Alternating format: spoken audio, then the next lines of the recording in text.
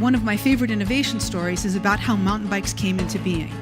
In the 1960s, well before mountain bikes existed as a product category, a bunch of people in Northern California decided that they'd really like to be able to take their bicycles and ride over the trails in the mountains near their town. Unfortunately, the bikes that were available to them at the time really weren't very good for them. So what these people did in the 60s is, in a garage, in a workshop, they started taking bits and pieces of these bikes and putting them together in ways that made sense to them and made them more able to do the mountain biking that they wanted to do. So by the mid-70s or so, this was a really popular sport in pockets. And from its beginnings as custom bikes that were built in workshops, we now had small lot production companies that were out there. And by the late 70s, early 1980s, the mainstream bike companies started also getting into this market and doing large-scale manufacturing and selling the bikes in places like Kmart.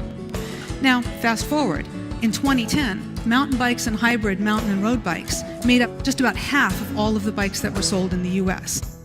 Okay, and it started with a bunch of guys who wanted to do some different kind of bicycling in their mountains. So the reason I love this story is because we can learn so much from it. Okay, these bike guys were successful because they were local, they were all in the same place. They were also their own best customers, so they pretty much knew exactly what the market wanted. They also probably had design, sourcing, manufacturing, and all of the customer feedback very local to them, right? These were their friends. They were doing this for a group of friends. So the point for that is that innovation isn't special people. It isn't special places. It's not just Research Park. It's you.